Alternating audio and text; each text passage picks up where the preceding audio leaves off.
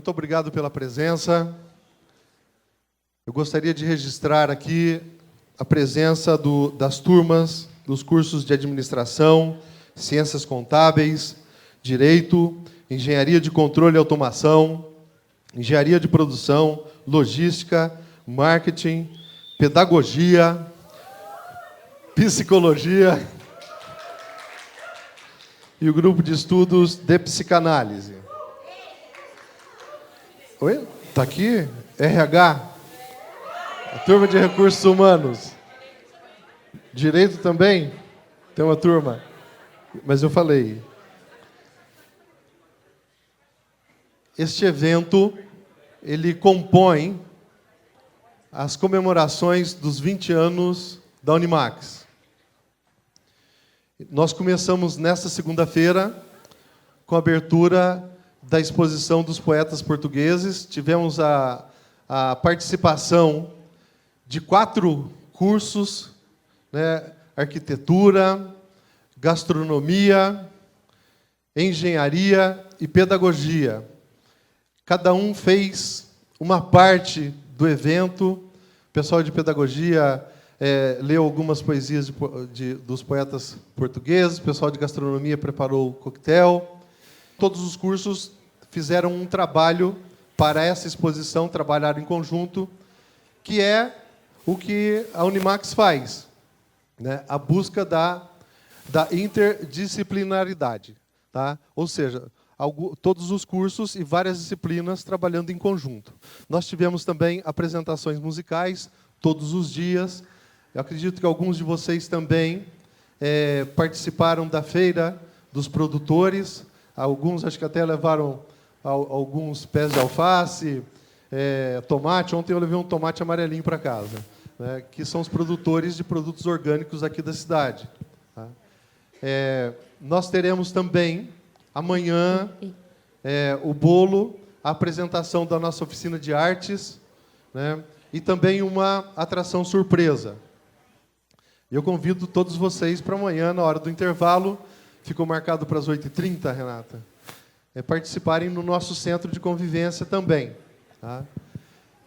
E hoje nós temos a satisfação, né, de receber aqui a professora Flaviana, que é psicanalista, escritora e curadora do Tom, e a professora Lana, que é professora de Direito Penal, e também ela é advogada, né?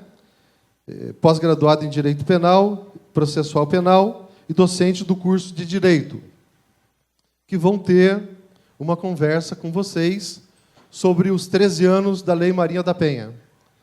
Esta lei que tantos benefícios trouxe para a sociedade como um todo. Com certeza, com a promulgação dessa lei, a sociedade evoluiu e bastante, apesar de ter muito a evoluir ainda. Tá? Antes de passar a palavra para a professora Flaviana e professora Lana, eu gostaria de convidar o nosso reitor, professor Dr. Ricardo Thanos, para dirigir uma palavra aos presentes.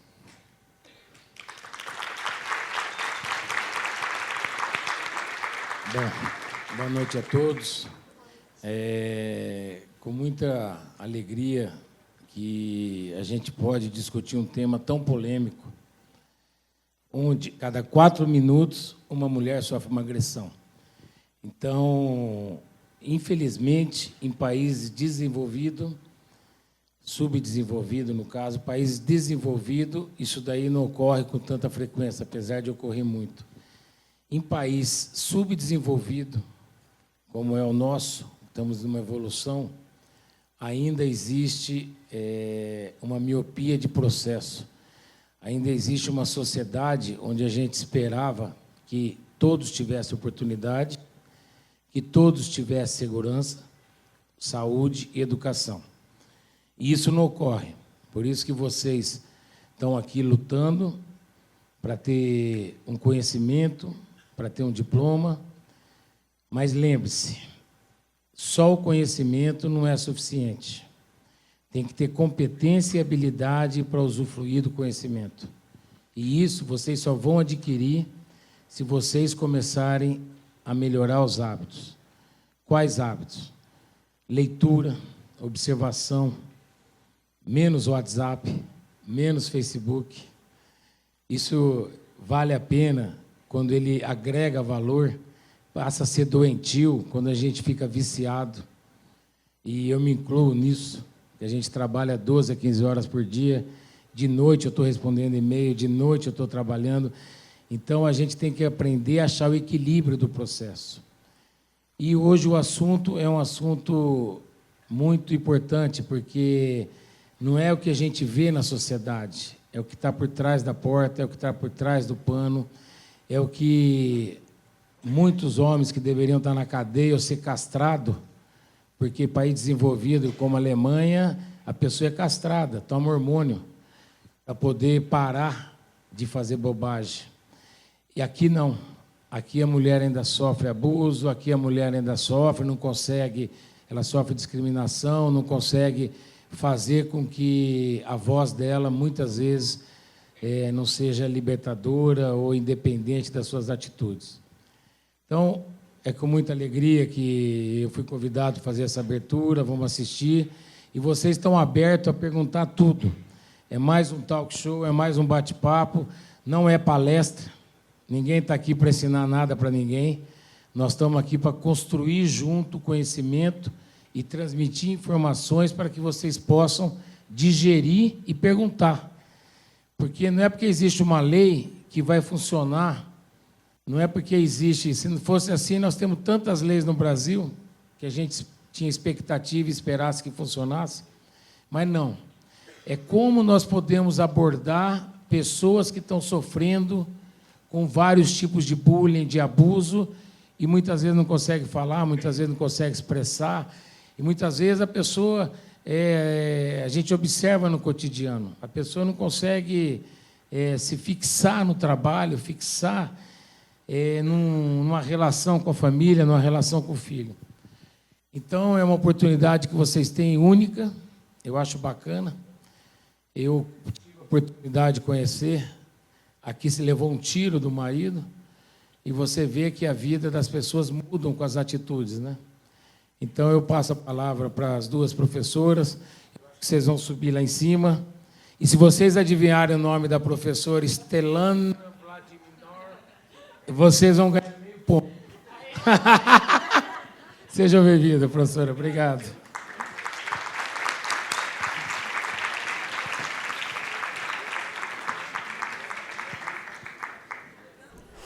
Boa noite a todos.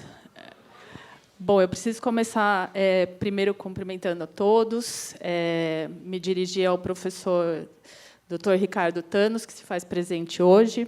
É uma satisfação poder tê-lo em nosso bate-papo.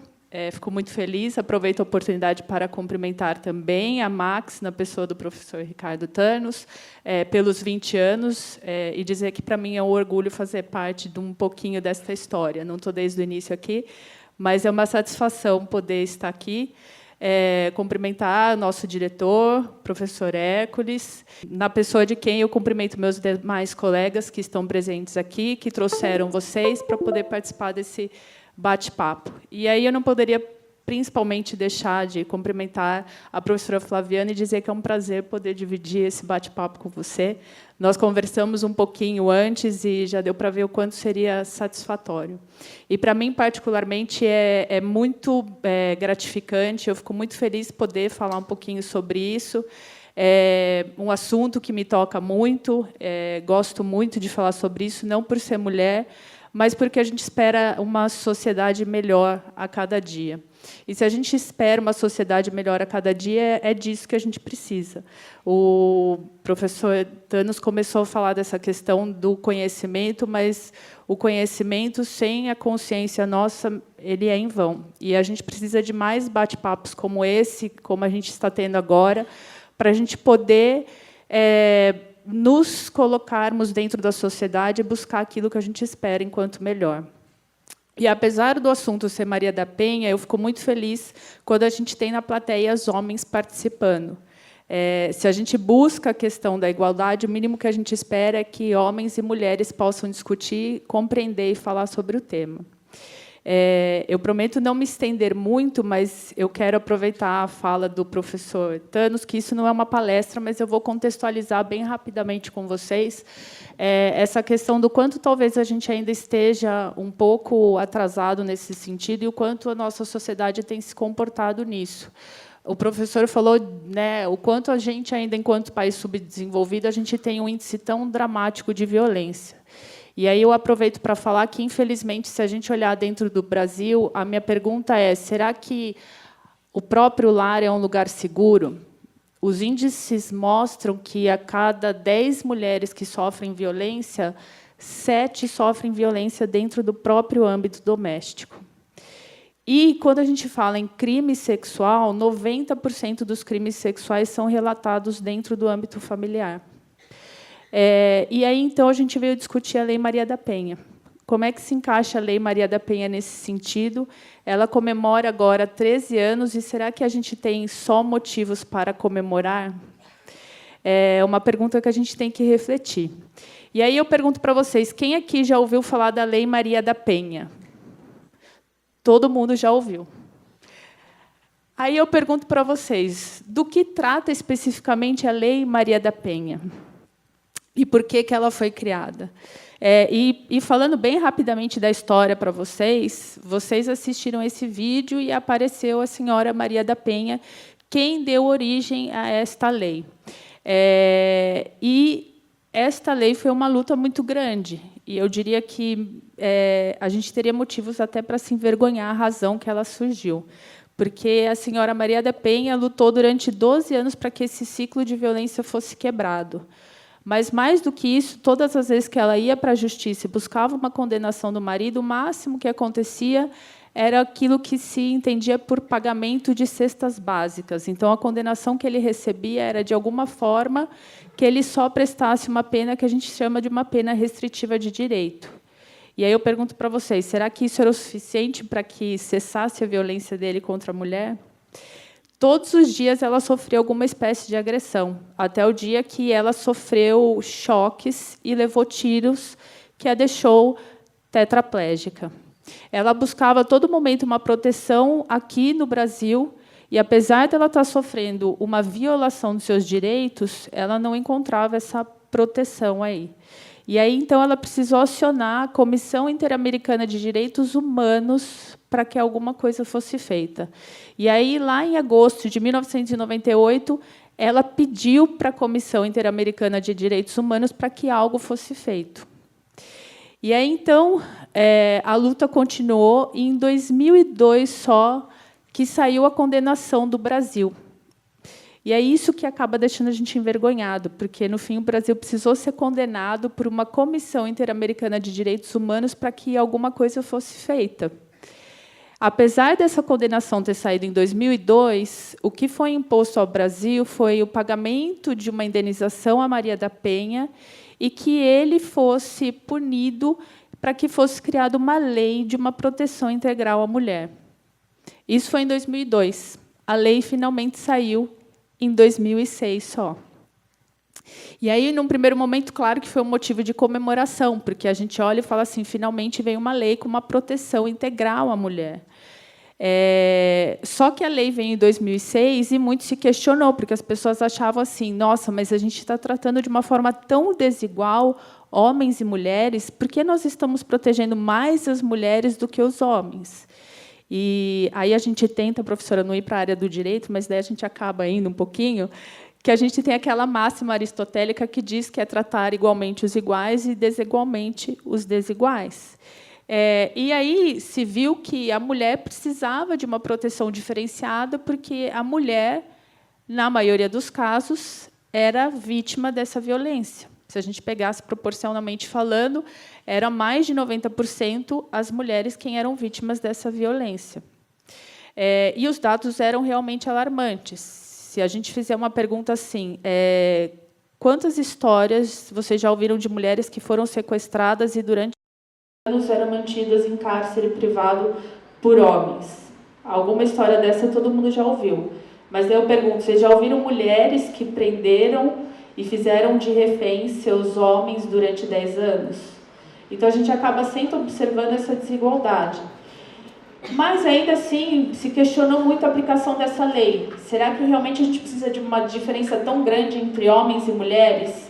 E no início os juízes eram relutantes em aplicarem essa lei, até que em 2007 isso foi levado ao Supremo Tribunal Federal, e aí em 2012 se declarou que não, essa lei é constitucional e temos que aplicar. E daí, se a gente for falar e olhar realmente, o nascimento da lei propriamente se deu em 2012, porque com a declaração de constitucionalidade do Supremo, que de verdade ela passou a ser aplicada.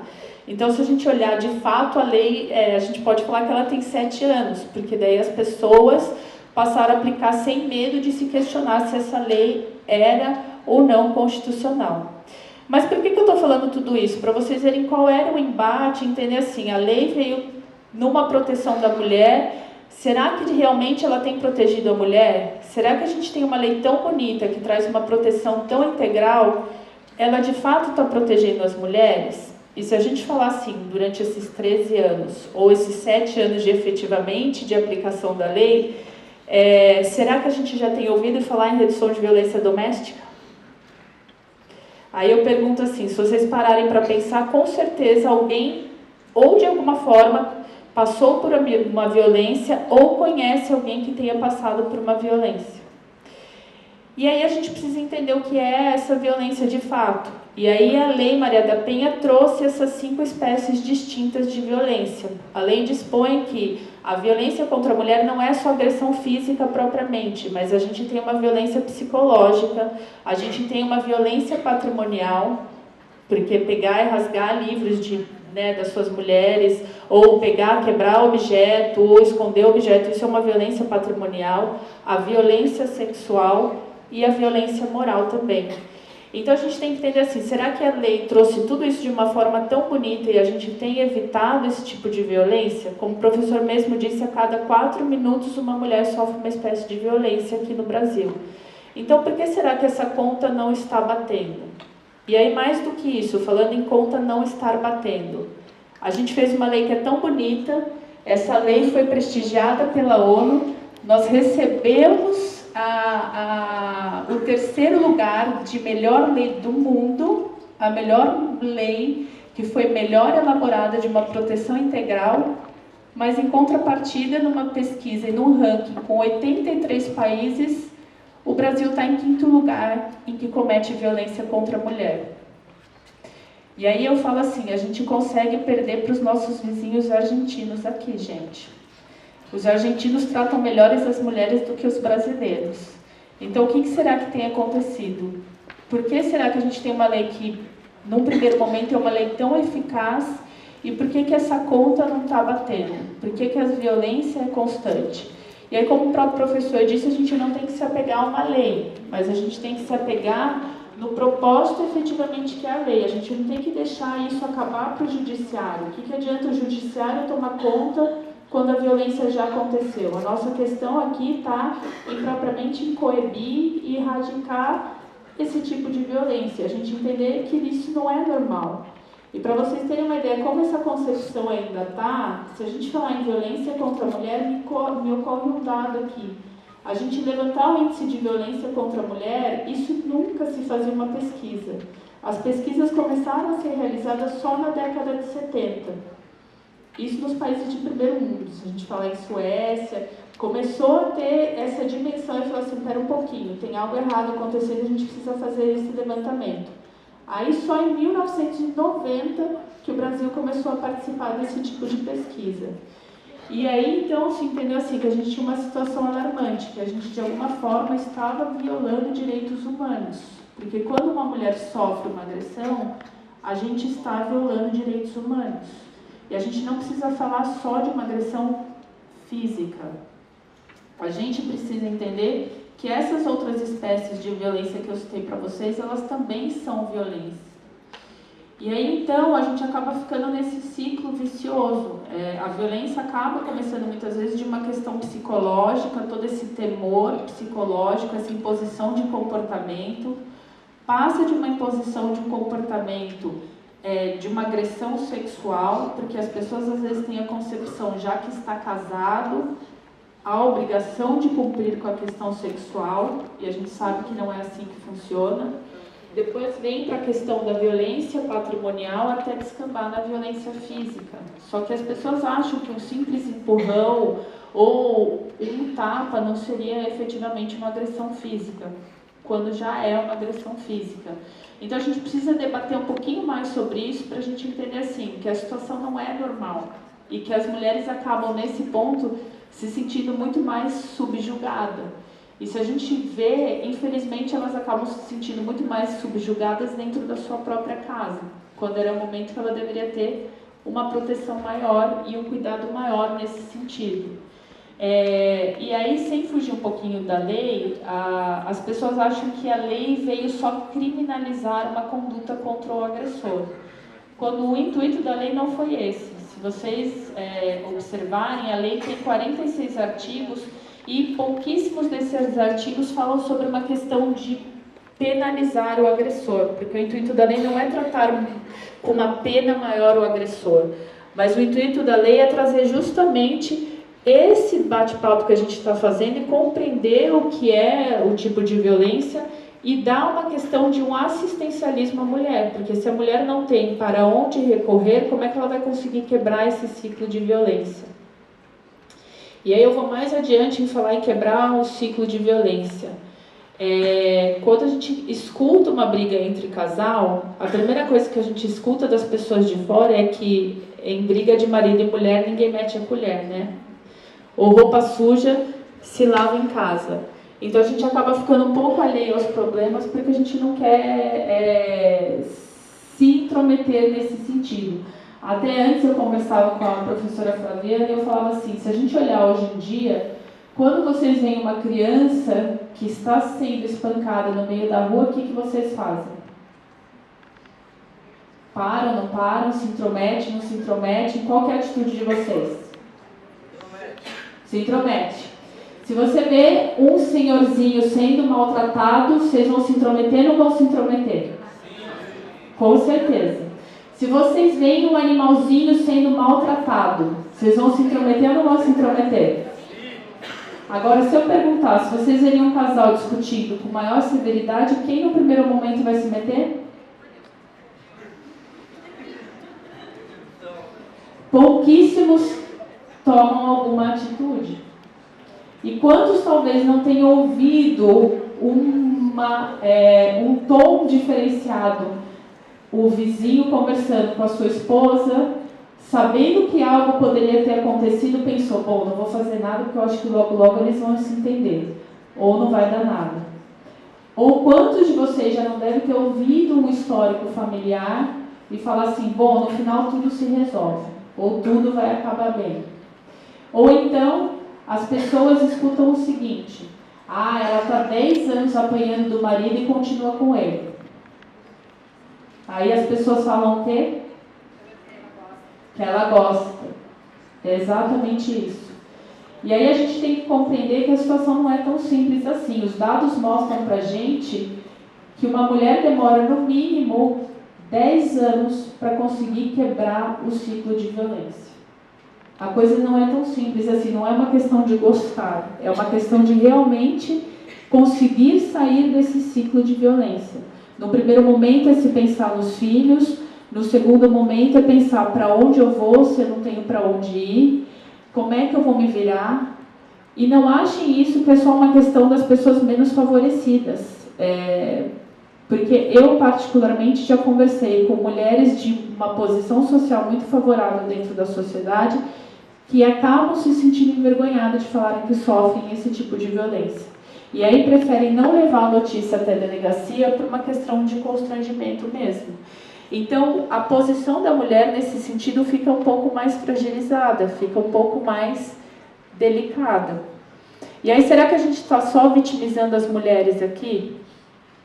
É que, infelizmente, os dados mostram que as mulheres são as maiores vítimas nesse sentido. Infelizmente, os dados mostram que os homens são os maiores autores dessa violência.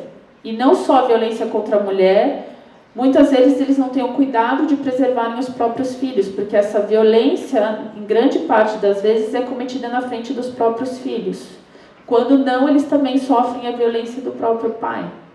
Então, a lei veio nesse sentido de abarcar isso e trazer uma situação, nós estamos aqui, mulheres, por vocês, e permitir que a situação se iguale aos homens. E tanto é assim que essa lei foi criada com o intuito de ser transitória. É o que a gente chama de medida especial de caráter transitório. Ou essas medidas que são chamadas de medidas afirmativas. Elas vêm para durar um período, para igualar a situação, e quando igualar a situação, a gente tem que dar tchau para essa lei. Aí eu pergunto para vocês, quanto tempo vocês acham que vai durar essa situação de se igualar homens e mulheres? Ou quanto tempo seria necessário essa lei Maria da Penha perdurar? E aí os dados mostraram que isso demoraria no mínimo 2 séculos aqui no Brasil. Aí a pergunta que eu faço é, por que será que a gente tem uma lei tão bonita, tão que foi tão condecorada no exterior, tem sido motivo de muito orgulho para nós, mas por que será que a gente ainda tem um índice de violência tão alto nesse sentido? E onde fica o papel do homem também nesse sentido? Porque a gente acaba vitimizando muito a mulher, mas por que será que os homens ainda continuam desempenhando esse tipo de papel? Boa noite a todos. Não sei nem se eu consigo rascunhar uma pergunta, né? Porque, na verdade, ela é a lei, se a gente tomar como referência a lei que todos nós conhecemos, né? A lei bíblica, os 10 mandamentos, eu partiria desse ponto para levantar 2 questões, né? Os 10 mandamentos foram redigidos, né? É um dado cultural bíblico, né? Mas é um dado cultural da nossa condição de desenvolvimento humano. E a contextualização dos mandamentos é justamente para impedir tudo aquilo que viola a nossa condição social, de viver em sociedade, né? Então, a gente está falando hoje da Lei Maria da Penha, 13 anos, o número 13 é bastante cabalístico, porque 13 de maio foi o dia da libertação dos escravos, né? Por que nós, humanos, então, temos que ser regidos por lei? E aí eu voltaria, né, um pouquinho na história, para a gente pensar assim, a nossa condição humana, em algum momento da história, a condição humana se desnaturalizou. O que significa isso? São posições e padrões que a gente recolhe da sociedade para tentar entender o que é ser natural. Mas por que nós não somos naturais? Porque em algum momento da nossa evolução, né, da passagem para a condição, para a espécie humana, a gente criou a linguagem, e a linguagem ela é um conjunto de regras onde você se relaciona com o outro, né? E dizem alguns historiadores, mais hipótese do que verdade, que a linguagem foi criada para fazer fofoca, né? Para fazer fofoca do outro. Não deve ser muito diferente disso, né? Mas eu estou voltando lá para a gente pensar que, então, a partir dessa condição, né, de que a gente sai da condição de instinto, né, de agir por instinto, de sobrevivência, de reprodução, a gente não age por instinto, né? A gente age com outro código, né, com outro código humano, que faz com que a gente tenha que negociar isso porque a gente reprimiu a nossa originalidade, a nossa naturalidade, né? Então, estou voltando um pouquinho para a gente fazer a ponte para essas questões, porque a gente não consegue entender por que uma lei ela é construída de forma tão a considerar, né, possibilidades, medidas contentivas, enfim, se a gente não pensar por que a gente precisa da lei. né? E por que a lei não funciona integralmente? Então, a gente volta nessa condição de que não somos seres naturais, e para poder chegar um pouco mais próximo dessa questão, porque para essa história da conversa aberta, é muito importante a participação de vocês e as perguntas de vocês. Então, eu não quero me alongar muito, mas eu quero levantar algumas questões. Então, vejam, nós não agimos de forma natural, a gente poderia pensar em várias cenas da história, como a própria Revolução Industrial, que fez as mulheres irem para o mercado de trabalho por necessidade e diante disso, criando leis e situações onde a gente poderia usar a palavra evoluindo, né? Mas vai criando cenas para a gente poder sobreviver em sociedade. E essa é uma questão óbvia, né?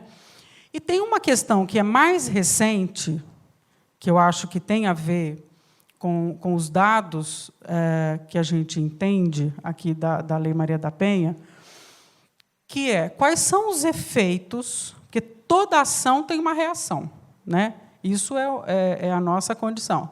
Quais são os efeitos, né, da posição masculina ou da masculinidade sobre a revolução feminista? Né? Não é uma revolução local. As mulheres foram ganhando terreno, e é um terreno considerável durante muito pouco tempo na história. Então, se a gente pensar 80, 100 anos, é nada na história, né?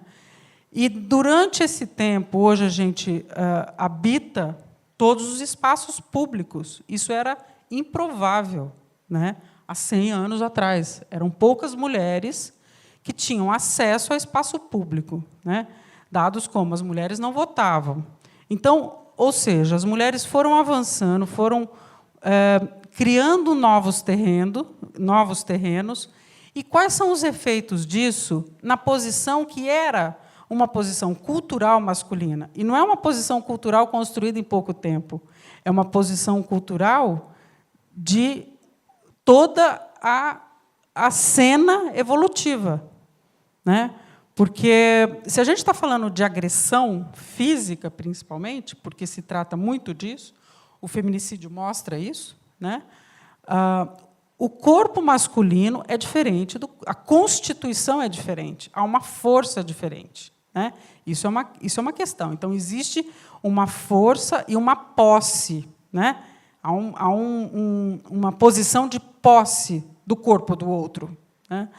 E o que acontece, então, que, voltando a essa primeira pergunta, que a lei não contém, né? O que é, a gente poderia perguntar, antes da lei, por que é que os homens, na maioria, e cada caso é um caso, né, agem de forma tão agressiva? O que é a agressividade? Né? A gente poderia pensar que a agressividade é uma sensação, né? Há uma sensação, há uma ação a partir de uma sensação que não se reconhece. Então, é aquilo que não se reconhece, age. Quando se vê, a maioria dos relatos é isso, eu nem pensei, eu agi. Né? Então, o que é? A gente poderia pensar, a partir dessa cena atual, ainda, né? Porque parece uma cena de primitivos, né? Os dados mostram isso. A maioria das mulheres que foram mortas, né? Eu estava lendo hoje, é em torno de 36 anos. Né? Existem os dados estatísticos. Então, o que é que faz, o que é que motiva um homem a agir sem pensar? Que dado é esse do código humano que faz com que a agressividade não possa ser contida por nada, por ninguém, e muito menos por uma lei? E aí a gente, então, pensa nessa questão. Quais são os efeitos de uma revolução feminista? O que é que as mulheres ganharam que retiraram dos homens? Quer dizer, que terreno é esse que, então, as mulheres avançam no laço social, né, no espaço público, né, sai do privado para o público, que pode, né, competir da mesma forma com aquilo que era garantia dos homens, né? Era uma garantia, era uma cena masculina. Os homens eram os provedores, os homens garantiam, os homens dominavam, tinham direitos, né? E os deveres eram negociáveis. Hoje não, né? Quer dizer, é óbvio que a lei avança porque dá uma voz, né? Dá uma voz de direito jurídico, né? Há uma proteção, mas a lei não garante e não impede, né, que os homens ajam ou que consigam entender qual é o seu lugar nessa nova cena aonde foi retirado, né? Aqui a maioria de vocês são jovens, né? Eu escuto muitos jovens e assim, é muito complicado hoje, né? É comum a gente escutar de rapazes dizer: eu não sei o que fazer mais, né? Não sei como eu faço para conquistar uma mulher, né? Porque já não é mais o dado que ele tem como código de identificação com seus antepassados, com seus pais, com seus avós, enfim. É outra cena, né? Então, por que eu estou trazendo isso? Porque nós estamos vivendo, né, assim como todos os períodos da história, mas qual é o período que a gente está vivendo que faz com que essa cena esteja tão bagunçada de papéis, de posições sociais, de posições de direito, qual é o meu direito e qual é o meu dever, né? E ainda avançando um pouco, por que eu acho que essa é a pergunta que a gente não consegue responder, acho que por isso que eu disse, não sei nem se eu consigo fazer uma pergunta, por que é que não se consegue conter, com tanta informação, a agressividade contra o outro, né?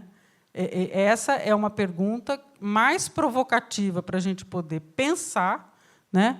Porque cada caso, a lei ela é genérica, porque ela parte de dados estatísticos, ela é construída a partir de elementos que vêm da cultura, né? Enfim, dos dados reais, mas a lei não contém, né? Então, aí, voltando um pouco, se a gente saiu da condição natural, né, e inventamos a forma de viver em sociedade, naturalmente viver em sociedade nos dá a condição de ter que reprimir algo que seria natural para poder fazer o laço social, né? E numa sociedade onde isso está em pleno deslocamento, a gente pode pensar, né? Não sei, eu não diria evolução, né? Eu diria deslocamento, porque os papéis estão deslocados, né? Como é que a gente pensa? Que aí seria a outra pergunta, né? A pergunta até um pouquinho mais provocativa para a gente avançar. Como é para os homens lidar com uma questão que ele não sabe, que ele não sabia, que não tinha isso no Código Cultural, com o desejo da mulher? Porque, até então, na nossa condição cultural, a mulher não era aquela que desejava. A mulher era aquela que era objeto de desejo na nossa história, né? Isso em qualquer nossa história de condição humana. A mulher era o objeto de desejo e a mulher não era um ser de desejo. Ser objeto de desejo e ser uma pessoa desejante é muito diferente, né? Então, como é para os homens, numa condição onde existe toda uma ameaça à sua posição, né, de masculinidade, uma mulher que deseja outro homem, que não ele mesmo, porque a maioria dos dados, a gente estava conversando isso, os dados mostram que o feminicídio acontece, na sua maioria, em casos em que as mulheres pedem um afastamento, ou um namoro, ou o fim de um relacionamento. Ou seja, o que é que essas mulheres, quando apresentam algo que não condiz mais com suprir esse desejo do outro, como é que esses homens agem e reagem? A gente está falando de casos, né? Cada caso é um caso. Então, acho que essa seria as provocações para a gente pensar. Eu estou fazendo um apanhado muito mais genérico para a gente pensar nessa posição da condição humana diante da nossa desnaturalização. Nós não somos, nós não agimos de forma natural, né? E a outra questão é essa: como é que os homens reagem e os efeitos desse terreno sulcado aí pelas mulheres, né? E aí a gente pensaria, talvez, numa terceira ponta, né? Que, assim, conter estes homens na sua agressividade não dá à sociedade um homem contido, né? Mesmo se a gente pensa em medidas, né, como o professor Thanos trouxe, medidas de castração, tem que acabar com... Não adianta, né? Quer dizer, qual é o papel, então, que vem acontecendo, o que é que a sociedade vem se desenvolvendo a ponto de dar também a palavra a esses homens, né? Quer dizer, não adianta, a gente sabe que as prisões estão recheadas de pessoas das mais diversas histórias, né? E a prisão não resolve o problema da agressividade, não dos homicídios, não resolve, né? Então, hoje, como efeito da própria lei, tem tido movimentos pelo Brasil inteiro, né, de lugares onde esses homens têm se reunido em torno de uma possibilidade de entender, porque é dar voz a essa agressividade. A agressividade é uma ação a partir de uma sensação que não tem uma palavra que consiga responder. Então, se eu não tenho uma palavra, eu ajo. A criança é assim. A criança, quando chora, né, ela chora, ela esperneia, porque ela não sabe o que ela está sentindo. Alguém tem que vir e dizer, olha, para, né? Então, acho que essa seria a terceira ponta da história para a gente abrir a conversa, né? A gente gostaria muito de escutar vocês, para a gente poder pensar, né? As medidas contentivas, elas não contemplam uma nova posição para que estes homens também possam entender o que é que está, ou qual é o novo papel, ou qual é a nova possibilidade de fazer um laço, né? Quer seja afetivo, social, enfim, com essa cena, que é uma cena muito, né? É a nossa cena, né? Até aproveitando o gancho rapidinho antes de abrir, a professora tocou numa questão muito importante, né, na questão dessa igualdade. A lei ela veio justamente contemplar isso. Se a gente olhar em termos de lei, a gente, formalmente falando, homens e mulheres estão muito iguais perante a lei. Mas, materialmente falando, isso ainda está tão distante, é justamente esse ponto que a gente tem que se apegar.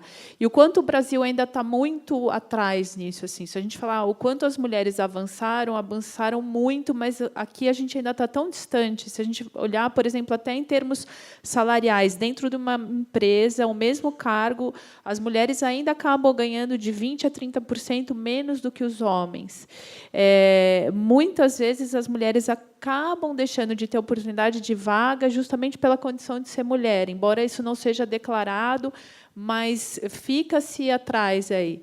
Mas, ao mesmo tempo, isso faz com que elas briguem mais pelo seu espaço e acabem tendo uma outra posição, que é justamente assim, buscar o que querem, como querem. E isso, acho que faz com que os homens acabem deixando um pouco assim, como é que vamos agir agora? E era até aquela brincadeira que eu fazia. Assim, os homens estão um pouquinho assim, como que eu faço se a minha mulher falar para mim que está indo viajar esse final de semana? Vai passar um final de semana longe com as amigas. Se eu falar não vai, significa que eu estou sendo possessivo. Se eu falar que vai, ela vai pensar que eu não estou nem aí para ela e que eu quero ficar sozinho e que eu vou aprontar. Então, tem os dois lados aí, que o papel do homem também não está fácil. Acho que é justamente esse ponto que a gente pode chegar um pouquinho, que não adianta a gente ter uma lei E eu brinco assim que o Brasil é bom para fazer lei, mas a gente tem que ver qual é a eficácia de uma lei. Uma lei não basta existir, a lei tem que ser propriamente uma lei efetiva.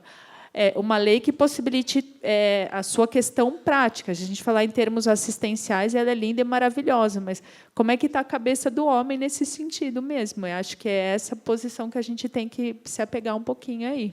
E pensando até nessa questão, né, dos direitos iguais, em termos... eu seria bastante otimista em entender que isso é uma questão de tempo, né? Os direitos iguais, salariais, de posição...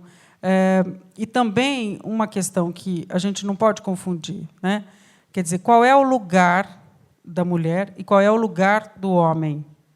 Não é o mesmo lugar, são lugares diferentes e são posições diferentes. Isso não significa mais nem menos, né?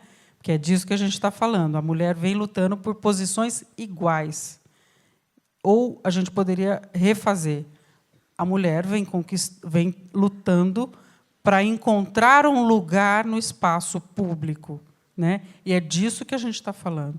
O que eu acho que ficaria muito confuso, e é essa questão que nos toma mais, é assim, como é que eu posso não respeitar, não é só uma questão de respeito, o homem respeitar a questão de que a mulher ela deseja, né?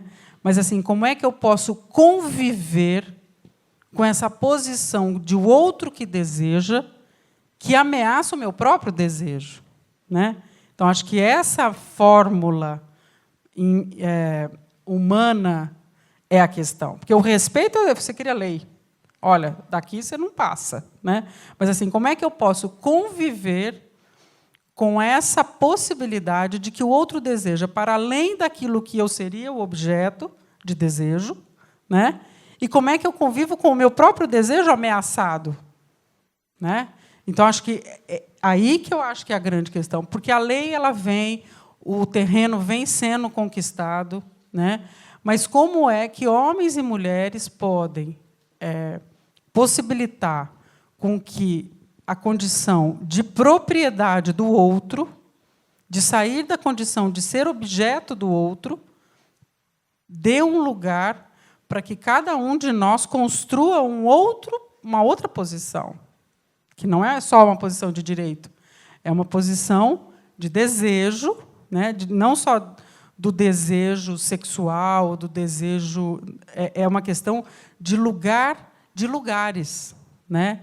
De lugar na sociedade. Então, se a gente está dizendo, bom, as mulheres ameaçam os homens na cena pública, né? Qual é a possibilidade, então, que esses homens estão desenvolvendo a partir dessa bagunça que nós criamos, né, para que possa a gente ver, né, e conviver com uma outra possibilidade, né? Então, acho que essa seria também parte da provocação aí para a gente poder pensar, né? Já vão abrir? Então, só rapidinho, até a gente conversando um pouquinho, a gente falou sobre o feminicídio. E aí eu queria aproveitar o gancho para a gente não confundir a Lei Maria da Penha com a questão do feminicídio. São institutos totalmente distintos. A Lei Maria da Penha foi criada lá em 2006 com o intuito de coibir a violência doméstico-familiar contra a mulher. A gente sabe que, ao longo dos anos, a lei foi sendo constantemente aplicada e os juízes têm, inclusive, aplicado nas relações homoafetivas, onde a posição mais frágil tivesse a característica de mulher, embora não fosse gênero feminino. Agora, o feminicídio foi uma lei, e aí, de novo, por questões sociais, tem que vir uma lei para coibir certos comportamentos, criou-se o Instituto do Feminicídio, que é quando uma mulher é morta pela sua condição específica de ser mulher. A gente tem que tomar cuidado para não confundir com o femicídio, que é a simples morte de uma mulher, não importa qual fosse a relação com o autor do fato, mas o feminicídio é justamente quando há uma relação com o autor do fato e a vítima, que são essas relações de afetividade entre homem e mulher.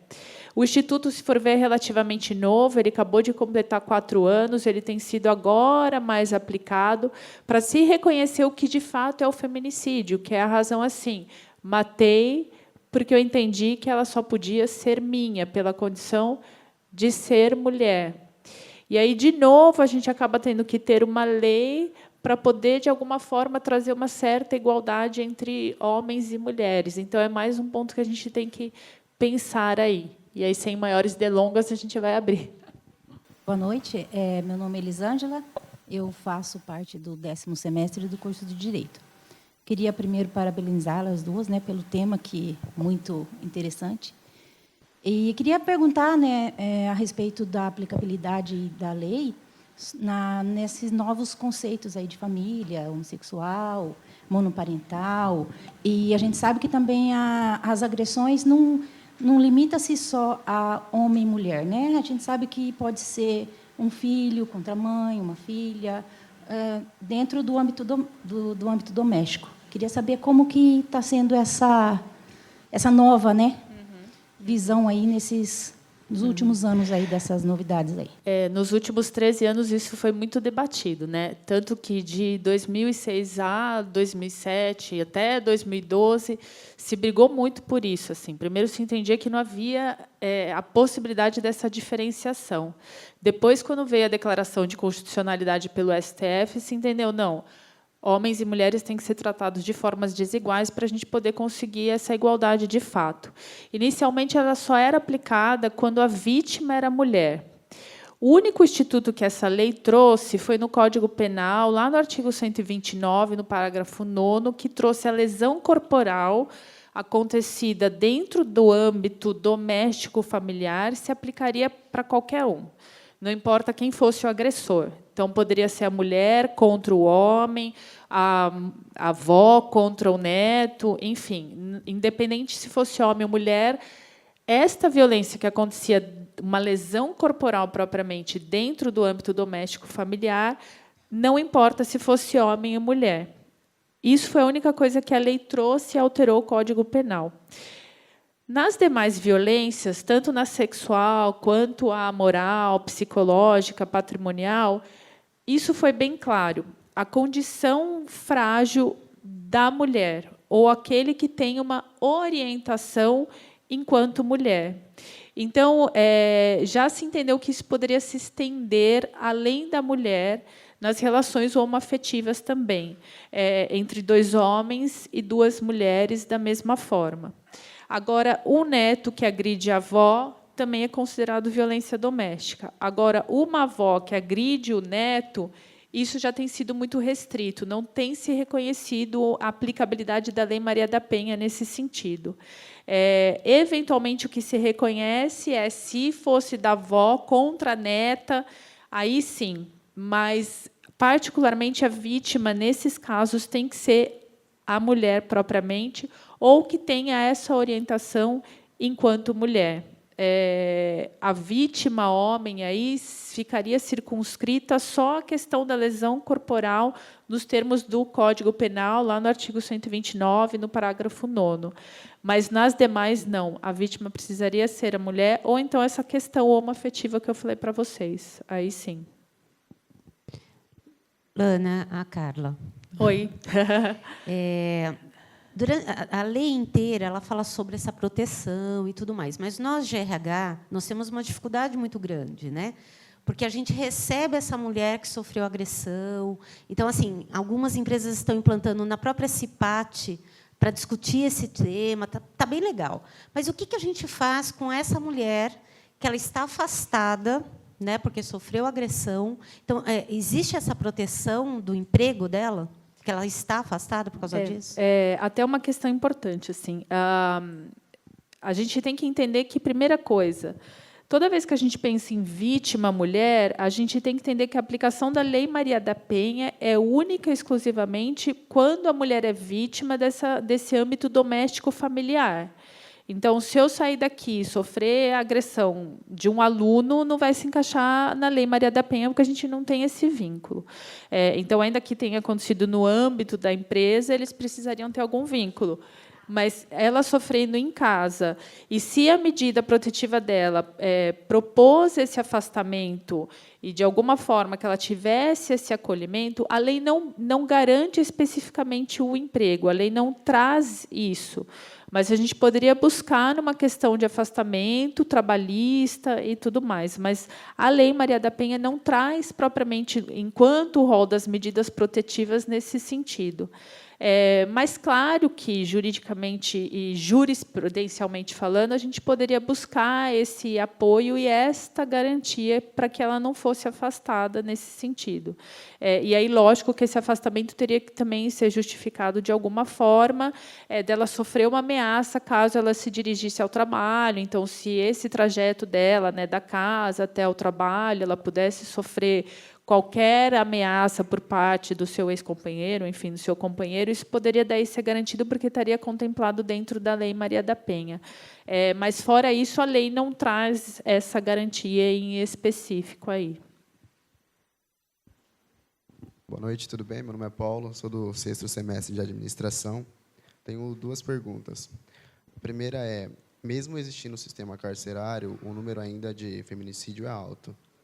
O que fazer? A outra questão é o seguinte, como que a gente faz para desvincular esse pensamento impregnado nos homens e em algumas mulheres sobre esse machismo e como fazer para gerações futuras não vincular isso na cultura deles?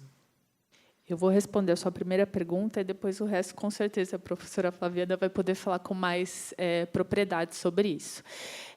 Uma discussão que a gente toda vez faz dentro do âmbito do direito é justamente a nossa população carcerária. Assim. A reflexão que a gente faz é qual é a eficácia de uma lei e, dentro da eficácia da lei, qual que é a efetividade dessa segregação. A gente tem uma das maiores populações carcerárias aqui no Brasil. E está claro que prender não tem evitado novos crimes. Então, a gente tem que entender o seguinte, a Lei Maria da Penha ela não veio no sentido de vamos prender, vamos encarcerar, pronto, e acabou. Ela veio muito mais no sentido dessa reflexão e esse bate-papo, esse diálogo que a gente está tendo, da gente poder ter um caráter mais assistencial à mulher. Eu acho que, quando a gente começa a falar mais sobre isso, talvez seja uma pontinha da gente conseguir deixar certos pensamentos arraigados para trás. De fato, o simples aprisionamento não faz com que novos feminicídios venham a acontecer. Eu sempre brinco assim, a gente tem que entender que a lei não vai ser super-herói de evitar problemas. É mais ou menos você pensar no seguinte, você tem uma torneira que está vazando, em vez de você consertar o vazamento, você só aumenta o tamanho do balde. Então, a lei de um feminicídio, num primeiro momento, ela só aumentou o tamanho do balde. A gente não conseguiu lidar com o problema do vazamento. O problema do vazamento é isso que a gente está fazendo, é discutir, é refletir, é se posicionar, entender assim, que são atitudes que, embora tenha ou não uma lei, eu não preciso de uma lei para me dizer o que eu devo ou não fazer, porque o mínimo de convívio social me diz até que limite eu posso ir. Então, de fato, assim, o feminicídio, vindo à lei, a gente acabou, de alguma forma, aprisionando um pouco mais, porque a gente tem uma maior severidade, porque o feminicídio é considerado o que a gente chama de um homicídio qualificado. Então, de fato, a lei não veio e evitou propriamente o crime. A gente acabou tendo uma população carcerária nesse sentido. Mas aí a gente vai entrar numa outra esfera, que é justamente a discussão em termos assim, a efetividade do aprisionamento. Isso poderia ser até um novo debate, né? Aí eu vou passar a palavra para a professora Flaviana, que ela vai poder te falar um pouquinho mais sobre essa questão comportamental aí. Talvez a gente pudesse colocar a sua questão da seguinte maneira: como que a gente rompe uma cadeia repetitiva, né? Porque o que você traz é justamente isso. Há uma repetição cultural, né, que faz com que essa cena, que hoje ela tem uma visibilidade. Então, assim, o que a gente tem hoje é um dado porque tem lugar onde esse dado aparece. Sempre existiu, né? De uma outra maneira. Então, levantando essa questão sua, como que a gente quebra uma cadeia repetitiva, pensando do ponto de vista do homem, do sujeito, da condição humana, ser uma condição regida pelo inconsciente, né? A psicanálise nos deu esse terreno para pensar que nós não somos senhores da nossa própria casa, né? O Freud, ele, num texto que ele escreve já com bastante idade, ele diz assim que a civilização sofreu 3 grandes feridas narcísicas. A primeira foi com Copérnico, que disse que o Sol, né, a Terra, não era o centro do universo. A segunda com Darwin, né, que o homem não era a espécie mais evoluída, fazia parte de uma cadeia. E a terceira com ele, né, quando ele diz que o homem não é o senhor da sua própria casa, é regido pelo inconsciente, que nos faz repetir sem saber que estamos repetindo. Trouxe essa questão para tentar te responder a sua indagação. Então, dessa forma, se a gente, então, repete sem saber que repete, qual seria a possibilidade de fazer com que isso vá criando um novo terreno, né? E aí eu trago um dado interessante para quem tem interesse no tema. Existe um vídeo no YouTube que está aberto e bem disponível, que se chama O Silêncio dos Homens. E, nesse vídeo, tem um relato de um rapaz, né, que ele anuncia, ele diz que ele agrediu a mulher, né, então ele assume a sua condição humana, porque essa é a nossa condição.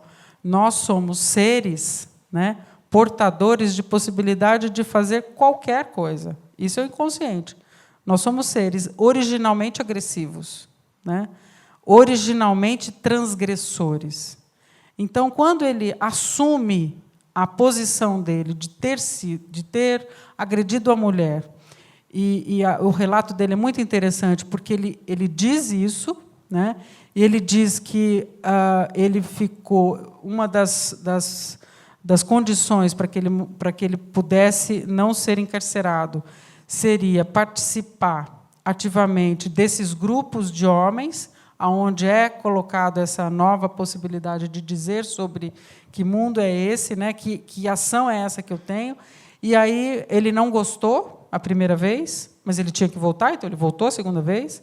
Ele não gostou, mas ele voltou, né? E aí, com essa cena que vai se repetindo, ele vai entendendo que tem algo que ele tinha que dizer, esse lugar de dizer, esse lugar de fala, ele pôde assumir para ele mesmo uma nova possibilidade de ser homem, de ter um laço com uma mulher, de ser pai, porque ele era pai, filho desse relacionamento abusivo. Então, veja, não é um trabalho que se faz em massa, é um trabalho que se faz em rede. Vai acontecendo e as conexões vão acontecendo. Não acho que você trouxe esse dado, né? É uma mudança que não é de 10 anos, de 50 anos, é de muitos anos, né? Mas, assim, é um a um, porque é caso a caso, né? Então, acho que quem tem interesse, eu sugiro esse vídeo, né, e esse relato específico, porque eu acho que ele não tem uma fórmula de quebrar a repetição. Existe uma possibilidade de assumir, essa é uma primeira ponta, assumir qual é a sua posição de transgressor, de ser uma pessoa que não entende o que está acontecendo, porque a posição é essa de quem agride. Não sabe o que está fazendo. Né? Assume e diz, eu faço, eu sou macho, né? Mas, assim, no fundo, né? O que é isso? Que saber é esse? Que é um saber repetitivo. Tá? Meu nome é Vânia, sou professora no RH e no marketing, em administração também, em logística também. Mas, como profissional de RH, sabendo que essa mulher, né, que essa profissional, ela foi agredida, ela deve se portar perante a empresa, ela tem que denunciar isso, ou, como ser humano, ela se sente na condição, eu preciso fazer alguma coisa. E, por outro lado, se essa denúncia veio do profissional de RH, essa empresa não pode ser prejudicada? O que a gente fala, você trouxe um ponto muito importante. Assim, todo mundo tem que estar ciente dessa questão da violência. Muitas vezes a mulher ela não tem coragem de falar sobre isso, ela se fecha e não conta para ninguém. Lógico que, se for um relato fundado da empresa e tiver, de fato, indícios de que há essa violência doméstica, e se comprovar, de forma alguma a empresa será responsabilizada. Na realidade, não a empresa, né, mas a pessoa que fez levou a notícia dessa violência. De forma alguma, não. Tanto que as pessoas têm que entender que a Lei Maria da Penha ela veio nesse sentido, e, em seguida, o STF entendeu que a violência contra a mulher não precisava mais da representação da vítima. Antigamente, precisava do relato da vítima, e a vítima demonstrar a vontade de ver o seu companheiro ou ex-companheiro, enfim, sendo processado. Isso já não existe mais. A partir do momento que há a notícia dessa violência doméstica, independe da vontade da vítima. Então, se vocês têm essa notícia e tem, de fato, a ocorrência dessa violência, de forma alguma vai ser prejudicado por ter levado essa notícia. E não em relação ao seu papel dentro do RH, mas até enquanto pessoa. Nosso papel enquanto cidadão, se a gente pode cooperar nisso, é nosso dever cooperar. Então, no mínimo de relato e com indícios dessa prova, sim, porque, para a delegacia e para fins processuais, a gente precisa de um mínimo de um lastro probatório aí. Então, só a palavra não adiantaria, mas precisaria de um relato um pouco maior. E aí, lógico que, né, a vítima em si também teria essa necessidade aí. Tanto que hoje também tem se debatido muito se os órgãos de saúde também não teriam esse dever, porque muitas vezes a mulher deixa de procurar a delegacia e vai só para um hospital. Será que o médico, tendo conhecimento disso, ele não tem o dever de agir? E isso já tem sido aconselhado que, de fato, ele precisa levar essa notícia, né, desse ocorrido para que uma providência seja tomada. E, hoje em dia, isso tem avançado tanto que, em termos processuais, a gente nem tem falado mais em exame de corpo de delito. O simples relatório médico e o atendimento do médico e esse laudo médico já seria o suficiente para comprovar a agressão física. E essa questão da violência contra a mulher, o respaldo jurídico tem sido tão grande que a simples palavra da vítima já tem um peso maior do que do próprio autor do fato. Então, se tiver só a palavra da vítima e a palavra do autor, do réu, durante a audiência, o peso que o juiz dá para a palavra da vítima, lógico, né, desde que verossímil, a história e tudo mais, acaba sendo muito maior da vítima do que do seu algoz aí. Então, a recomendação é, diante de uma notícia, tendo prova suficiente, de que não se cale, porque é assim que a gente consegue, porque muitas vezes isso acaba ficando num ciclo vicioso, porque a mulher não consegue quebrar isso. E o fato é até curioso que algumas audiências acontecem do casal chegar de mão dadas. E aí ela fala, não, mas eu não quero mais que ele seja processado. Mas não é uma questão de querer, isso independe da vontade, ele precisa pagar por o que ele fez. E é uma maneira que se encontrou de alguma forma, erradicar esse tipo de violência. Mas, claro que a gente ainda está um pouco longe disso. Os dados, segundo as pesquisas, não são dos mais otimistas. Aí a gente precisaria de pelo menos 2 séculos para a lei se proporcionar essa igualdade a que ela veio, e aí, finalmente, a gente poder falar adeus para a Lei da Maria da Penha. É um pouco distante, mas eu gostaria de estar aqui para vivenciar isso. Mas eu acho que eu diria, até puxando a sua colocação, e pensando o que é preciso, né? Qual é o papel?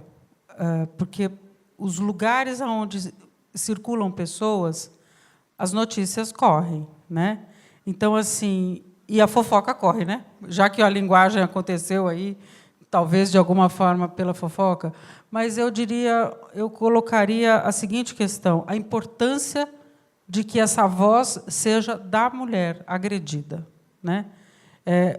Quando é possível ter um lugar de escuta aonde se não só se instigue, mas que encoraje, né? Porque também a posição da mulher fica muito vitimizada. O que significa isso? Na nossa condição histórica, né? Eu quero ser protegida.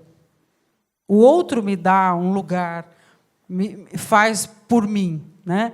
Então, assim, o quanto nessas escutas, nessa possibilidade de que se crie um terreno de encorajamento para que a voz seja dela. Eu acho isso muito, tanto por parte dos agentes de saúde, enfim, porque, senão, a cena que a gente vê comum é essa, né?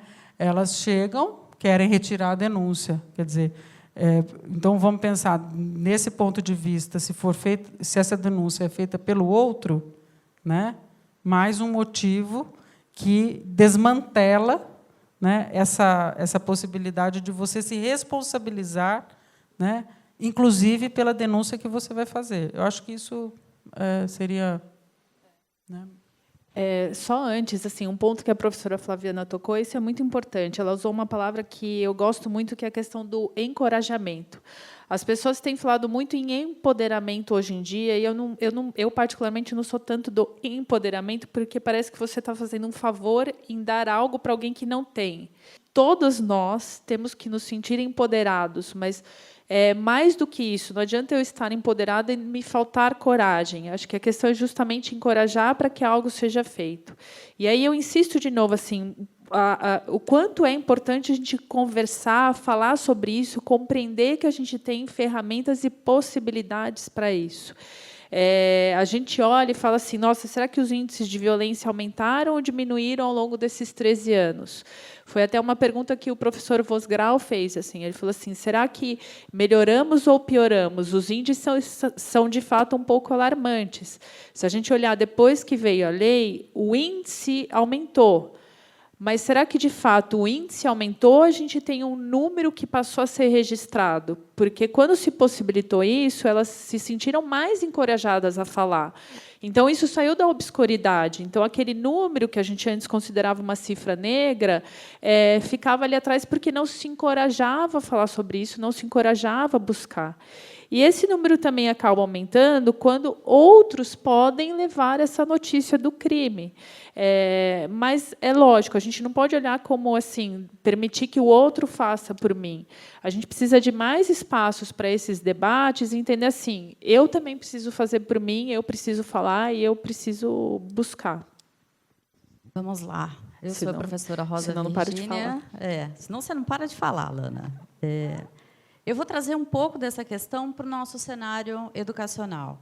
Tá? Não foi uma, não foram duas, não foram três.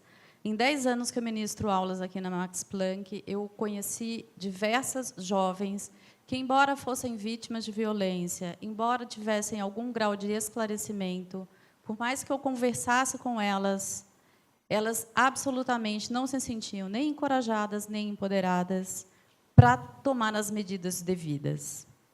E aí, eu pergunto, como professor, né, de que maneira nós, professores, e os alunos dessa sala podem acolher essas jovens nesta condição?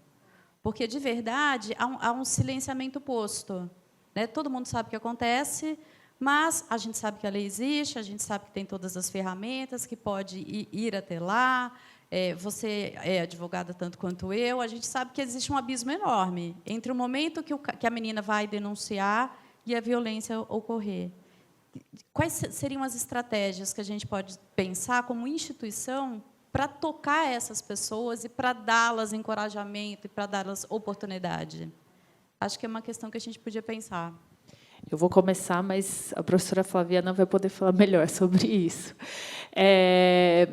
Num primeiro momento, a gente acaba tomando um pouco a responsabilidade para nós, assim, o que eu posso fazer, como eu posso ajudar, como eu posso convencê-la a sair disso, assim. Mas não é tão simples quanto imagina, porque, de fato, assim, os números mostram que a média para se quebrar esse ciclo de violência são 10 anos. Não só por uma questão de dependência, mas até de uma dependência emocional, e mais do que isso, de uma expectativa que se colocou numa relação. Ela reconhece a violência, mas ela fica na expectativa assim, não, vai ser diferente, vai mudar, vai melhorar, vai dar tudo certo. Então, às vezes, não é nenhuma questão legal e um abismo, mas é uma expectativa que ela coloca em relação aquilo que ela idealizou enquanto ao conto de fadas que ela queria viver, e aí fica nessa expectativa. Quando ela reconhece que ela quer, de fato, dar o basta, às vezes a situação de se levar essa notícia acaba sendo um pouco constrangedora. E talvez aí entre um pouco o nosso papel de apoiá-la e falar assim, não, eu posso estar junto com você, vamos falar sobre isso, vamos levar. Porque a gente sabe que, hoje em dia, a delegacia também não é um ambiente que favorece muito para isso, né? A receptividade não é das melhores. Isso a gente também, embora a lei fale da delegacia da mulher, né, de como tem que ser acolhido, né, quem for fazer o primeiro atendimento tem que ser especializado, a gente sabe que, em termos práticos, a gente não tem um efetivo propriamente sobre isso. E aí, eu sou da opinião, e eu acredito muito que a gente falar sobre isso, sentar e demonstrar quais são as possibilidades, ainda mais entendendo do que a gente entende, demonstrar o que pode acontecer, o que vai ser feito, dela se sentir segura em fazer. E, às vezes, também, a gente sabe que também tem o outro lado. Assim, elas acabam falando, não, eu só quero dar um susto. Então, eu só quero levar a notícia até lá, eu registro e depois vai ficar tudo bem, foi só um susto, vai dar tudo certo. E aí entra uma questão um pouco mais psicológica da gente trabalhar nesse sentido, da gente demonstrar que, bom, espera um pouquinho que há uma outra saída. Mas daí, agora que eu passo a palavra para a professora Flaviana. Bem, ninguém salva ninguém, né? Essa é a nossa condição humana. Ninguém salva ninguém. A gente, na posição de agentes de saúde, né? Agentes de saúde, que eu estou dizendo, pensei porque o médico salva, né? O médico salva vidas, enfim, tem uma atuação sobre o corpo de tal forma que pode impedir o avanço de uma patologia. Mas, quando a gente diz respeito à posição subjetiva, né, quando eu digo ninguém salva ninguém, porque, na verdade, qual é o nosso papel? A pergunta que você faz é essa, né? Qual é a nossa responsabilidade em salvar o outro? Qual seria a possibilidade de dar ao outro a semente, pensei nessa palavra, de poder buscar um outro caminho, quebrar um ciclo repetitivo? E a gente sabe que é através da terapia. A psicologia ela vem avançando no mundo, né, porque ela surge como uma faculdade num mundo onde a gente sai do coletivo para o individual, ou seja, numa sociedade individualista. E a gente vive hoje o extremo da individualidade, com as questões do celular e tudo mais, né? Então, a relação humana ela está ficando muito mais complexa por conta dos impedimentos, né, de convivência. Então, a pergunta que você faz, ela não tem uma resposta, mas o fato é, eu não posso retirar o outro de uma patologia ou de um sintoma que tem uma rede, uma gama de questões, né? É possível com que o outro busque ajuda. Quais são os lugares de ajuda que a gente sabe? E são essas redes, né? Essas redes de apoio, que nem sempre é o tratamento individual, às vezes é o coletivo, como é o caso desse dado com os homens, né? Então, assim, acho que a pergunta que a gente poderia transformar é assim, o que nós estamos fazendo enquanto posição, enquanto instituição, o que nós estamos oferecendo enquanto instituição para que esse sujeito possa buscar este lugar de sair disso. A gente não tira ninguém, a gente oferece lugares, né? Acho que, como instituição, são os atendimentos, são redes, são grupos de apoio, né? Enfim, mas é o sujeito que tem que, de alguma forma, se encorajar. né? Por isso que eu digo, ninguém pode denunciar pelo outro. Eu acho que essa é uma posição muito difícil.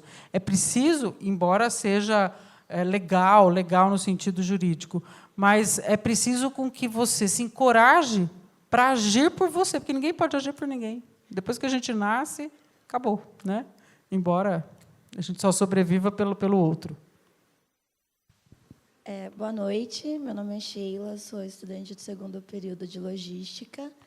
E eu queria saber de vocês se a propagação das notícias referente à não eficácia das medidas protetivas é algo a mais para o agressor.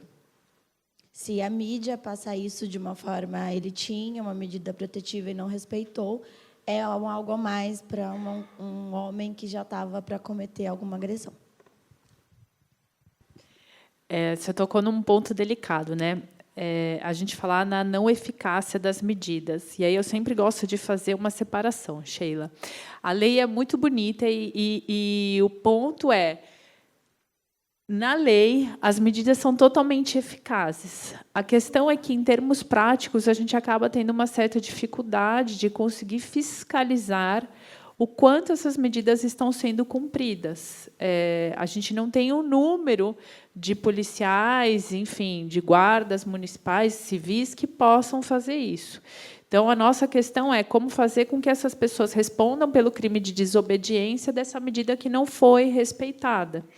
E aí a gente tem esse problema em termos práticos, porque, em termos teóricos, a lei abarca uma série de medidas que, de fato, garantem que a mulher seja protegida. Mas a questão é, quem está fiscalizando isso? Então, no primeiro momento, é responsabilidade da mulher, toda vez que ela se sentir de alguma forma ameaçada, dela relevar essa notícia, né? Aqui a gente pode falar em Indaiatuba, tanto a Guarda Civil, quanto a Polícia Militar, delegacia, enfim. A gente precisa dessa cooperação, porque, em termos práticos, a gente não tem esse efetivo acontecendo.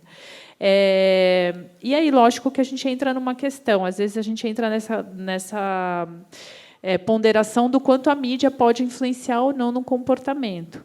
E aí é uma questão um pouco mais pessoal do indivíduo. Não acho que ele vai agir ou deixar de agir por aquilo que está na mídia, porque aquele que já tem a tendência de fazer algo, ele vai fazê-lo de qualquer forma, nem tanto pela mídia propriamente, mas por aquilo que ele já estava predisposto a agir, principalmente dentro do relacionamento, se ele já estava vendo que já está perdido, que já está distante. E aí, às vezes, esse não cumprimento da medida protetiva, aí sim acaba descambando nisso do que a gente conhece agora como o feminicídio. Porque quando ele vê que, de fato, ele está perdendo o território, que está distante de qualquer reconquista, ou que ela até já está se aproximando de uma outra pessoa, se já tem um outro relacionamento, isso pode fazer com que ele, de fato, parta para um feminicídio. Mas eu não acredito nessa não eficácia, a vinculação da mídia, que isso possa condicionar qualquer atitude dele. Mas a professora Flaviana vai poder falar melhor sobre isso. Eu concordo, né? Não há nada que impeça, né? Nem a notícia e nem que autorize, né, um sujeito que está prestes a cometer um homicídio ou uma agressão, no momento, embora cada caso seja um caso, a gente sabe que, no momento da agressão, é um momento onde ele é tomado por algum índice instantâneo, né? Então, a gente poderia até pensar que, se isso pudesse conter ou autorizar, né, a gente não precisaria da lei, né? Então, acho que é muito mais o que faz com que uma pessoa agrida, né, está para além de uma autorização e para além de uma punição, né? É uma questão bastante subjetiva. Por isso que cada caso é um caso, né? A gente tem a lei, ela é genérica, mas quando você vai escutar um relato de alguém, você vai ver que cada relato é um relato com uma narrativa específica, né? Então, acho que essa questão de poder ser possível com que o sujeito se autorize, né, pode ser. E a gente só vai saber pelo relato, né? Mas é uma pergunta muito interessante essa, né? Alguma mais? Boa noite, meu nome é Júlia, sou aluna de logística. Eu tenho duas dúvidas. Assim, queria saber se tem algum fundamento psicológico, porque cada dia mais está aumentando gradativamente os índices de feminicídio, tudo. E também se, na visão de vocês, teria alguma medida, porque a gente já sabe que castração química não seria uma medida, porque estuprador não estupra somente com o órgão genital.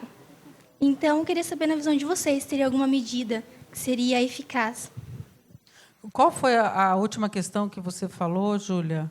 Júlia, onde você está, que eu não te vejo? Ah, tá, já achei. Tá. A última, você fez uma colocação e depois você fez uma pergunta. Sua última questão, qual foi, Júlia? Se na visão de vocês, teria alguma medida que seria realmente eficaz. Porque é muito cômodo uma pessoa ir para a cadeia por estupro, ficar 4 anos preso e sair, como a gente viu essa semana, o caso de um homem que estuprou uma moça de 19 anos, que fazia 1 mês que ele tinha saído da cadeia. Então, tipo, isso é muito cômodo, entendeu? Se teria alguma coisa que é realmente eficaz. Porque ficar 4 anos lá e sair e fazer a mesma coisa é muito cômodo para a pessoa que faz isso. Eu vou começar, aí a Lana puxa aí o fio, né? Bom, em primeiro, medida eficaz não tem, né? Porque nós somos seres feitos de imprevistos, né? E improvisos também. Então, se a gente pensar que a lei existe justamente porque é preciso conter a humanidade na sua posição agressiva, né? Porque aquilo que eu dizia no começo, o que é ser agressivo? É agir sobre uma sensação que a pessoa não consegue reconhecer, né? Por isso que um dos desdobramentos possíveis que tem acontecido, que a gente levantou aqui, é de que esses homens que são agressores e que são encarcerados, isso não resolve, né? Por quê? Nem a Lei Maria da Penha a gente poderia pensar, porque eles vão continuar sendo agressores, né?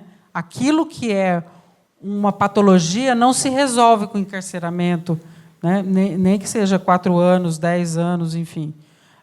Então, uma das questões que eu acho importante pensar é que exista a possibilidade de se pensar que estes homens precisam ser escutados. O que é ser escutado? Além de assumir a posição de agressor, porque o homem não assume, a maioria dos relatos eu agredi, né? Porque, né? E até na cultura a gente diz o que você fez para ser agredida, né? Sempre a posição, aí a culpa cai sobre a mulher, né? Então a possibilidade de assumir que você que o sujeito é um agressor, ele assumir, já é uma posição de mudança. E é muito difícil você ver isso, né? Então, do ponto de vista que talvez não seja uma explicação, a explicação é muito ampla, mas do ponto de vista de uma possibilidade, a possibilidade essa seria uma possibilidade, né? Só continuando aqui, aproveitando esse gancho, de fato seria um sonho se a gente tivesse alguma medida eficaz. Seria algo utópico aí. A gente está numa sociedade que ela está em constante transformação e a gente está a todo momento buscando se adequar a esse tipo de transformação e tentando fazer com que as leis se encaixem nisso e impondo comportamentos a partir de leis. E aí a gente tem que compreender que aprisionar não é a solução de problemas também. O direito penal ele traz como uma forma de sanção penal a pena que tem o fim de punir, prevenir, mas mais do que isso, ressocializar o indivíduo. E será que, de fato, os nossos presídios estão ressocializando? A gente simplesmente segregar e colocar trancado ali, o que a gente está contribuindo para esse cidadão quando ele voltar para a sociedade? Então, esse tipo de discussão ela é de suma importância, mas, mais do que isso, que a professora Flaviana fala, desse outro lado ser ouvido. A gente coloca o autor do fato como realmente o vilão da história, mas a gente esquece que esse vilão depois vai voltar ao convívio social conosco. E como que esse indivíduo está voltando para a sociedade conosco? O que nós estamos fazendo enquanto eles estão lá dentro? É muito fácil a gente falar assim, cometeu um crime, fica lá, reflete, fica trancafiado, o problema é dele, pronto, e acabou. Mas a gente esquece que, quando ele voltar para a sociedade, o problema vai ser nosso também. E ele pode voltar a reincidir, como você mesmo trouxe nessa sua pergunta aí. E aí a gente tem que compreender que ouvir o outro lado também é importante. Isso que a professora Flaviana fala vem justamente ao encontro do que recentemente tem sido feito pelo Tribunal de Justiça do Estado de São Paulo, que começou nos indivíduos que são condenados por violência doméstica a fazer esse grupo de acompanhamento com eles, por meio de psicólogos, assistentes sociais, de ouvir esse outro lado, compreender assim, o que está acontecendo que você tem esse tipo de atitude. E, apesar de ser uma medida relativamente nova, tem mais ou menos 3, 4 anos, tem se demonstrado que os indivíduos que têm participado desse grupo, a reincidência diminuiu muito. Então, a gente tem que pensar que o simples fato de segregar, a gente está tirando dos nossos olhos só, e aí está sendo conveniente para nós, mas como esse indivíduo está voltando?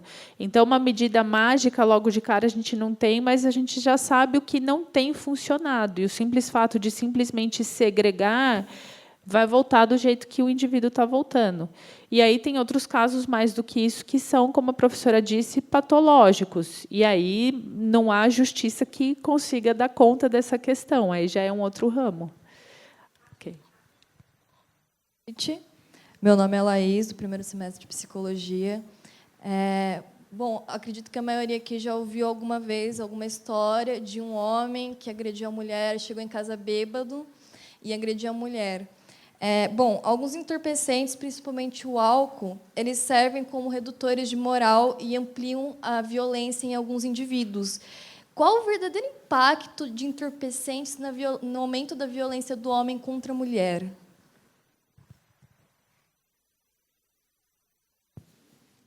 Em termos estatísticos, eu não sei te dizer, né? Acho que não tem um índice. E aí eu vou te trazer a experiência processualmente falando o que a gente vê nos casos práticos e audiências. Assim. A gente tem todo um estudo a respeito, né, das substâncias químicas e seus efeitos, né, as drogas que são supressoras, as drogas que são estimulantes e tudo mais. Mas a gente sabe que esse efeito também varia de indivíduo para indivíduo.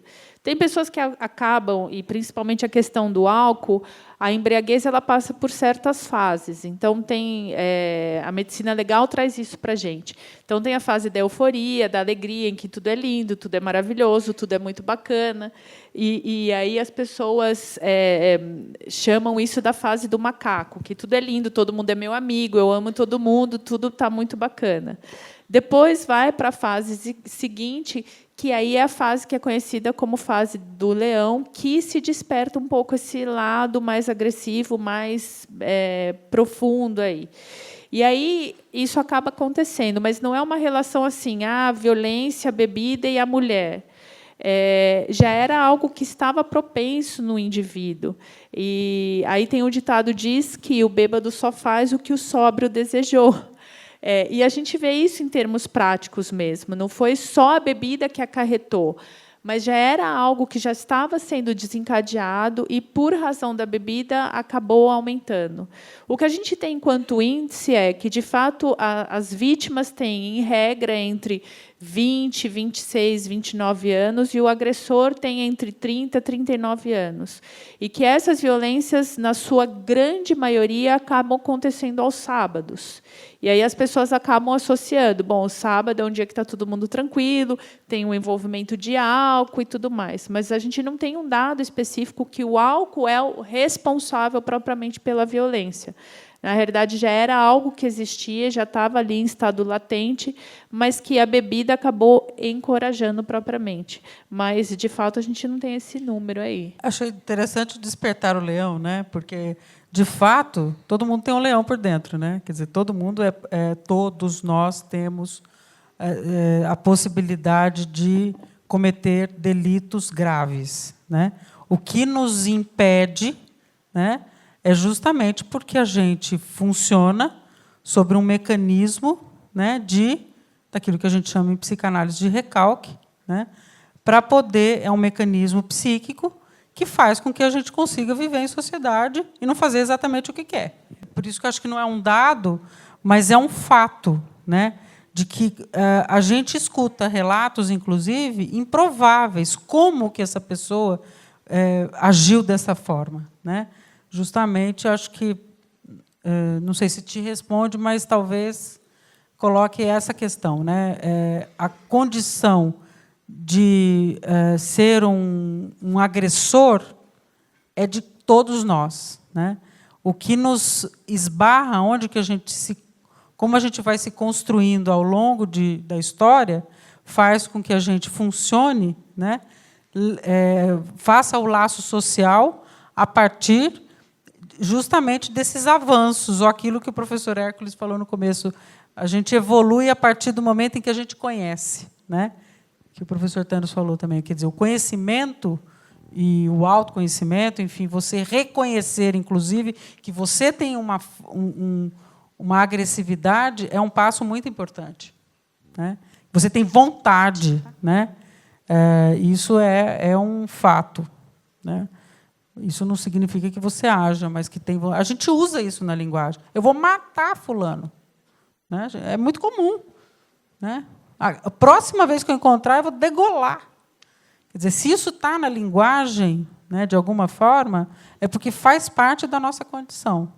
Mas que os entorpecentes eles diminuem o recalque e fazem com que o instinto agressivo ele aflore, sem dúvida, né? E aí não tem nem medida. Né, acho que a gente não teria exatamente qual, mas... Boa noite, meu nome é Kátia, sou do curso de Pedagogia, segundo semestre. Eu queria perguntar o seguinte para vocês. Em termos práticos, tirando essa posição da pessoa chegar a ser encarcerada por causa de uma violência doméstica, de um boletim de ocorrência, né, por conta da Lei Maria da Penha, existe um ônus, tirando isso, existe um ônus para o agressor quando a situação se dá de uma maneira menos conturbada, menos violenta, que não gere envolvimento de sistema prisional, esse tipo de coisa. Eu quero dizer assim, ele tem algum ônus com relação a um certificado de antecedentes criminais, fica na ficha dele, algum impedimento para sistema de concurso público, existe algum ônus para o agressor? Toda vez que um indivíduo ele é criminalmente condenado, independentemente da pena que seja ele aplicada, ele já fica com um antecedente criminal. Então, o que popularmente a gente fala, ele já está com a ficha suja. Então, toda vez que há esta condenação, com, né, o que a gente chama de trânsito em julgado, onde houve o reconhecimento da prática de um crime, ele vai ficar com esse registro. E, durante 5 anos, esse registro fica aberto. Então, tudo que ele vier puxar está ali registrado, principalmente para fins de antecedentes criminais. Depois passa por aquilo que a gente chama de reabilitação, e aí isso só fica registrado no juízo criminal. Então, caso ele venha praticar um novo crime, isso vai estar lá registrado, mas durante esse período anterior aí, isso fica registrado, sim. E aí, dependendo a vaga que ele for se candidatar, há, de fato, esse impedimento por conta dessa condenação criminal. Fica. Agora, o que é importante a gente falar, toda vez que há o reconhecimento de uma violência doméstico-familiar e houver uma condenação, a gente não tem mais a possibilidade de uma troca de uma medida aí, ou que se chamava anteriormente de transação penal. Não tem mais a possibilidade de ser substituído por pagamento de cesta básica, que as pessoas antigamente falavam, e tampouco a possibilidade do que a gente chama de uma medida restritiva de direito. É imposto a ele uma medida de prisão. O que o juiz vai decidir é se o regime inicial dele vai ser o fechado, semiaberto ou aberto. Muitas vezes, se é um indivíduo que é primário, bons antecedentes, acaba sendo imposto o regime inicial aberto. Mas, independentemente de qualquer coisa, fica o registro, sim, independentemente por conta da prática de um crime. Boa noite, meu nome é Melka, sou aluna do curso de Direito no 8º semestre. Hoje, nós sabemos que, infelizmente, a delegacia não está, muitas vezes, preparada para receber esses casos, enfim. E, normalmente, as agressões ocorrem nos finais de semana. Nós temos um índice maior. E, atualmente, nós temos um aplicativo que reconhece a medida protetiva, caso a mulher tenha, e ela consegue acionar a polícia ou a guarda pelo aplicativo. Caso estendesse um benefício e essa facilidade para qualquer tipo de agressão e de violência, mesmo sem a medida protetiva, e caso a delegacia tivesse mais competência, porque muitas vezes a agressão ocorre aos finais de semana e a mulher só vai conseguir uma medida protetiva ou algum amparo assim mais eficaz quando o judiciário volta a funcionar na segunda-feira, se for um feriado prolongado, talvez só daqui 4 dias. Então, essa mulher fica meio que à mercê, perdida. E qual a opinião de vocês? Vocês achariam que seria melhor, que diminuiria os casos? O que vocês acham? Toda vez que a gente pensa na questão prática, a gente olha para a lei e a gente fala assim, nossa, é algo utópico. Porque, mais do que qualquer coisa, a lei traz justamente esse amparo, essa questão assistencial à mulher e tudo mais. Então, a lei traz a necessidade de uma equipe multidisciplinar, de um atendimento especializado no recebimento dessa mulher. Eu até conversava antes aqui com a professora Flaviana que a lei traz essa questão desse preparo. Durante um tempo, eu fiz um trabalho voluntário na Delegacia da Mulher aqui em Indaiatuba, atendendo justamente as vítimas de violência. E isso foi, inclusive, anteriormente à própria Lei Maria da Penha. Não se falava em medida protetiva, não tinha nada disso. E, para vocês terem ideia como isso era tratado, toda vez que a mulher ia fazer o relato do que havia acontecido com ela, a pergunta que se fazia era justamente essa. Mas o que você fez para apanhar? Não foi à toa. Então, tinha muito essa mentalidade. Assim. A lei veio justamente com o intuito de se ter esse preparo. A gente sabe que, embora a lei peça esse atendimento especializado, que a gente tem uma delegacia especializada da mulher, que a gente tem um juizado especial da mulher, eu contava para a professora Flaviana que, aqui em Indaiatuba, embora a gente tenha uma cidade maravilhosa, a gente conseguiu a delegacia da mulher com uma delegada mulher só esse ano, porque até então a gente estava completamente desamparado e a gente não tinha esse atendimento especializado aqui. Mas, mais do que isso, não adianta só uma delegada, a gente precisa de alguém que, de fato, tenha esse preparo para receber. Aí não adianta a gente ter um aplicativo eficaz se a gente não tem um número efetivo de pessoas que possam e estejam preparadas para fazer isso. A gente precisa de algo que seja preparado e que seja direcionado para esse atendimento. Se a gente tiver um aplicativo, mas a gente não tiver o outro lado humano funcionando, eu, particularmente, não acredito na eficácia desse dispositivo. Em que pese ainda a gente tenha o funcionamento de plantões judiciários, o plantão não acontece na nossa cidade, por exemplo. O plantão acontece em Itu, então teria que recorrer até lá, teria toda uma logística. Mas quem faria esse primeiro atendimento, de fato, seria a delegacia. Enquanto a delegacia não tiver esse efetivo preparado, fica um pouco a desejar aí.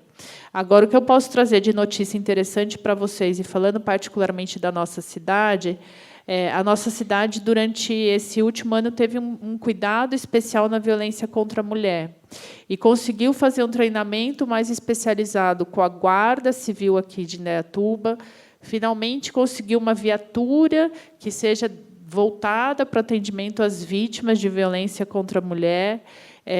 E assim a gente olha isso com um brilho no olhar, mas na realidade era algo que toda a cidade já deveria ter há muitos anos. Durante o ano de 2018, eu percorri a região metropolitana de Campinas, falando justamente sobre violência contra a mulher, feminicídio. Percorri muito o parlamento e eu sempre sugeria o voto que a gente tivesse duas coisas: uma viatura especializada e, segundo, uma casa-abrigo para a mulher. Porque, às vezes, a gente faz o atendimento, você socorre e acaba remediando uma situação naquele momento, mas se você não propicia um abrigo, você está praticamente enchendo um balde furado. Então, assim, lógico que é um grande avanço, mas a gente ainda tem muito a percorrer aí.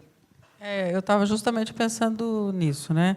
Quer dizer, se você tem um aplicativo, se você tem mesmo alguém que te escute, mas você não tem para onde ir, né? Você disse 4 dias, né? Fica à mercê, quer dizer, fica no lugar, porque em geral os crimes acontecem justamente no âmbito doméstico, né?